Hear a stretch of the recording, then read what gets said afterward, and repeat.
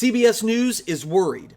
They are hot on the heels of whatever evil regime is behind these mysterious neurological symptoms that are being experienced by American officials worldwide.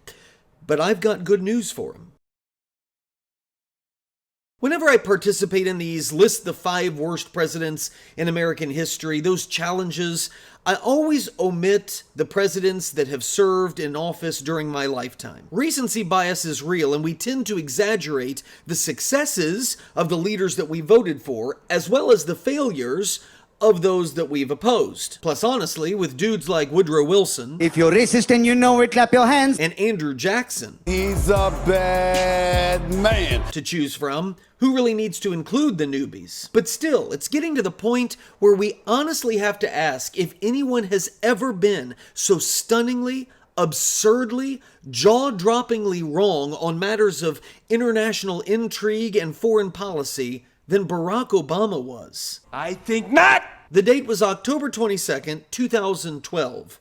After 4 years of a first term that just, well, wasn't that great, President Obama sat across from his Republican challenger Mitt Romney in the third and final presidential debate. When the topic turned to foreign policy, Obama threw back his bony shoulders and delivered the scripted line that apparently he thought was straight fire. Governor Romney, I'm glad that you recognize that al-Qaeda is a threat, because a few months ago, when you were asked what's the biggest geopolitical threat facing America, you said Russia.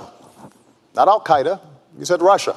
In the 1980s are now calling to ask for their foreign policy back because, the Cold War's been over for 20 years. Ha! Get it? The 1980s called, wants their foreign policy back. I mean, what a line. I mean, this dude's just another regular George Costanza. Well, the jerk store called.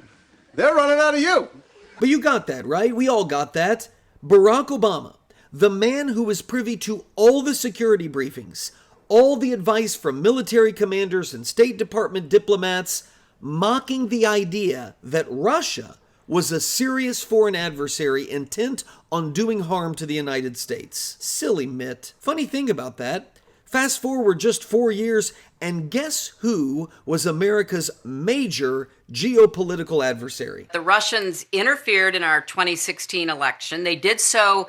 A Russian invasion of Ukraine is underway as troops move in. Russia hacked our elections. The president should train his fire on the foreign adversary, Russia, that attacked us. Russia's prison authorities have announced that the leading Kremlin critic, Alexei Navalny, has died. And like I said earlier, we're not done. Here is the CBS Evening News report on those symptoms that are being called the Havana Syndrome appearing in American officials today. The case of FBI agent Kerry suggests which adversary might be responsible. What we learned suggests he was a Russian spy.